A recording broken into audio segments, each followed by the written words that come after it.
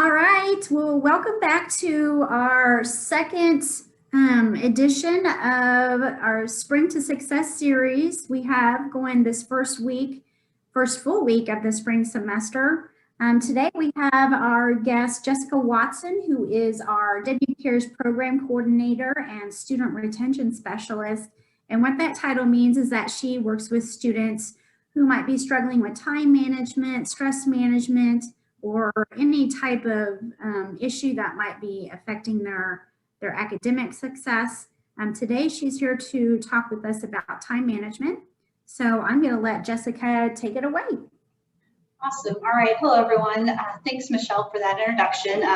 Yes, just like Michelle said, I am here to provide extra support to students who might be struggling in certain areas that are impacting their academic success. Today, though, we are going to focus on time management. So let me see if I get my PowerPoint to work first. All right. So why is time management important? By developing effective time management skills, you will be better able to plan and control how you spend your day. You will have the ability to effectively accomplish your task while still allowing time for the activities you enjoy. Poor time management can lead to the development of bad habits like procrastination. This can lead to an increase in stress and anxiety. Developing effective time management skills can help you succeed as a student while instilling good habits and routines for when you enter the professional workforce. Like all things, the more you practice, the better you will become. So let's get started. The first thing you need to do is create a schedule. While this may seem silly to some, creating a schedule is really the first step you can take to start developing good time management habits. When thinking about creating a schedule, start by looking at the bigger picture first. Gather all of your syllabi and write down test dates, due dates, lab dates, any sort of deadline that you are going to have. It may be helpful to color code these items in a way that works for you. You can color code by class or type of project like a test or paper. Either way, develop a system you understand and that works for you. Now look at the academic calendar and write down all the important dates like the add and drop deadlines. Remember, this is not just about your school and work life. Add in personal appointments, birthdays, and social activities. These events are very important and need to be a part of your schedule. Now that you have your planner or calendar set up, let's break that down into weekly schedules. It is important to get a good night's rest. So start by blocking off 7 to 8 hours of sleep every night. Pulling all-night study sessions is not a good idea and just means that you put off a big project until the last minute. This means you're not practicing good time management and that you'll most likely not be able to turn in your best work. Now add in study time. Multiply your number of credit hours by 2. This is the number of hours you should set aside for studying, reviewing homework, and writing papers per week. Be aware of tests and due dates so you can schedule specific study time for those courses or projects. And don't forget to add in errands and chores on your daily and weekly list. So let's dive a little deeper into that weekly schedule. Understand your assignments and papers and when they are due. Break down bigger assignments or projects into small tasks. When you do this, set a deadline for each of these tasks. By doing this, you will not be rushing at the last minute to complete a big project or having to pull an all-nighter. Schedule these small tasks into your weekly schedules. Be specific when you write your daily and weekly schedules. For example, do not write due calculus problems. Instead, write which problems you need to complete and exactly what you need to study each day. It is really important to be realistic when writing out your daily or weekly schedule. Only schedule what you must do as well as what you think you will do. If you know that you cannot do something, don't write it down, or maybe try breaking it down to smaller tasks. By scheduling tasks that you know you will not be able to accomplish will only increase your anxiety and cause you to not practice good time management. So developing a routine. Let's first discuss study time. Determine what time of day you are most productive. Are you a morning person or a night owl? Use this time for studying and working on assignments and papers. During this time, start with the classes that are more challenging for you or the ones that you find boring. You'll be more productive working on these classes during the time when you are most alert. Find a place that is free from distractions where you can be productive. This can be in the library or a quiet corner in one of the buildings on campus, a coffee shop, just some place that works for you. When you are scheduling your daily study times, schedule this for the time of day when you are most productive and add the location where you will go to study. If you study in your designated study space every day, you will develop a good routine for studying and writing papers. This will also be a cue for your mind and body. So that way you know when you walk into this area, your mind will understand that, hey, you know what, it's time to get serious and study. order to further develop your routine and keep you on track, it is important to stay organized. Keep separate binders, notebooks, or folders for each class. Color code your to-do list or planner with the bigger picture items. You can color code in a way that makes sense to you. It is also important to keep your electronic files organized so you can easily find what you're looking for. If you take notes on a laptop or iPad, have a folder for each class and separate folders within that folder for what you need. Clearly name each document. For example, if you're taking notes in a lecture today, write notes from lecture on January 26th. If you're not organized, you will waste time by simply trying to locate the documents. This in turn can cause an increase in stress and anxiety, which will also cause you to be less productive. Stay healthy. This should be a very important part of your routine. Schedule regular exercise into your schedule. This could be something just like a 30-minute walk outside. I do have to give out this disclosure to please be mindful of your own body's capabilities when looking at any exercise regimen and consult with a professional if needed. Exercise can keep you energized and your mind more engaged. And speaking of staying healthy, a full night's sleep is very important. A full night of rest will help you stay alert. You might even gain time since you will not have to nap to make up for loss of sleep. You will also be more productive with a full night of rest, thus giving you the energy needed to accomplish the goals you set for yourself each day. So time wasters. What is a time waster and why should you worry about them? Time wasters are something or someone who distract you from your scheduled goals or tasks. Time wasters can be a location, a person, mindless internet surfing, cell phone, games, or the TV. If you do not identify and notice when you are letting time wasters distract you, then you are not practicing good time management. Time wasters, for the most part, are preventable. So let's identify and eliminate your time wasters. First, spend a week or two logging how you spend your time each day.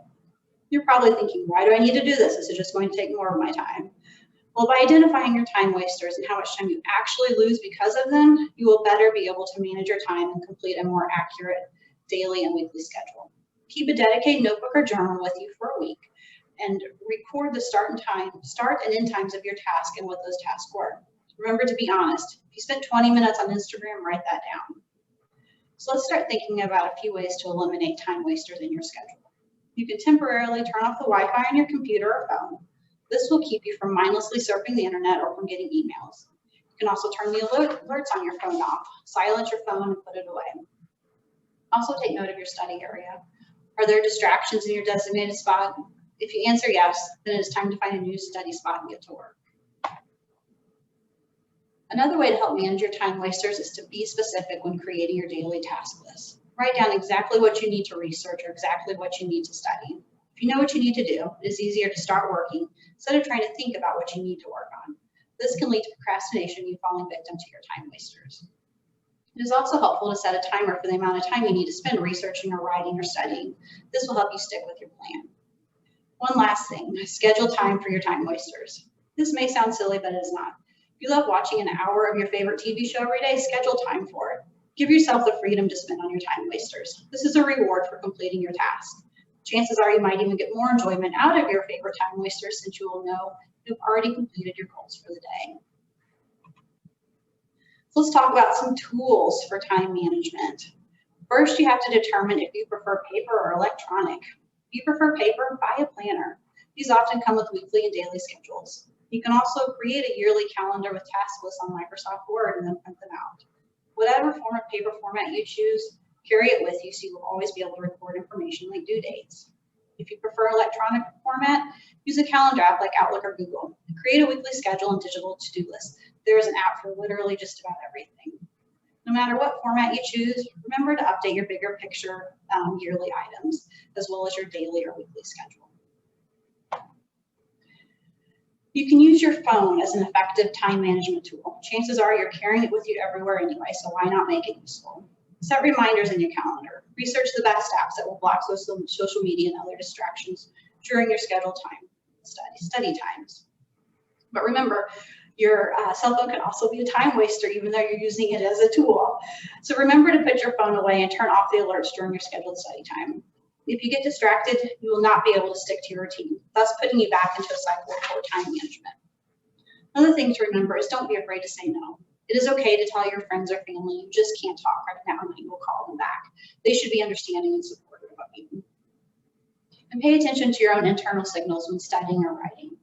If you find yourself struggling to focus or you're no longer easily recalling information, then it's probably time for a break. Give yourself a 5 to 10 minute break. Remember to set a timer so you know when break time is over so you can get back to work. This will save you time and keep you on track for accomplishing your daily goals. Yes, self-care is an important part of effective time management. It's easy to get wrapped up in daily classes, study time, projects, work, and extracurricular activities. But what about time for yourself? It is important to not forget about you. So think about the things that rejuvenate you. Use these activities to add balance to your week and overall well-being. Engaging in activities that keep you happy will result in a more positive attitude toward your workload, which can result in less procrastination. You'll also be more energized and balanced to tackle all of your goals. Taking care of yourself is just as vital to time management as a good schedule is. Communication may also seem like an odd concept in relation to time management, but it is not. First, always talk to your professors. If you're going to be absent from class, they need to know. If you communicate with your professors, they will know how best to help you. You will be able to obtain information from his classes, which will help you stay on schedule instead of trying to catch up at the last minute. Also, strong communication skills will aid you in saying no or delegating tasks. By learning these skills, you will be better equipped in accomplishing your daily tasks and goals. Communication is a lifelong skill that will help you grow as a student and an adult, but will also help you advance in all of your future endeavors. And last but not least, be flexible. You all probably know the saying, life happens, because sometimes the unexpected happens. You'll have to adjust your schedule to accommodate for these unexpected events, and that is okay. Hold yourself accountable for completing your task, and remember to reward yourself. But if the unexpected happens and you have to shift one of your tasks to the next day, that is okay. Just remember to keep everything in perspective and use the tools that are available to you, and do not be afraid to ask for help. Remember, practice makes perfect. The more you practice time management, the better you will be at it. And that's the end. So if anyone would like more information or would like assistance on creating a schedule, or assistance in any of the other areas that Michelle or I talked about in the beginning, please schedule an appointment with me. I'm happy to work with you to identify strategies and resources that will help support your academic goals, help you have a successful semester. Awesome. Thank you, Jessica. I see. So this will be a recording that we post to my WC later on. And I see your room number is 203 in the Student Success Center. Is it okay for students just to drop by and make an appointment, or do you prefer email? What is the best way a student can make an appointment with you? Sure, so you can always drop by. It probably is best to try to make an appointment just in case I already have an appointment with somebody. I'd hate for you to come in and not be able to access the services. So feel free to always give me a call or send me an email. You can also find me in academia to make an appointment with me. Okay, perfect, thank you. Well, as I said, this was the second installment of the Spring to Success series. Airing this week, we will be posting all of these recorded webinars on my WC under the Career Development tab. We have our guest, who is Angela Groden, who is the director of the Reeves Library, and she's going to be talking about how to use digital literacy in this world where Google seems to be the default choice for many of us searching for information. So we hope you join us tomorrow. Thank you. Thank you.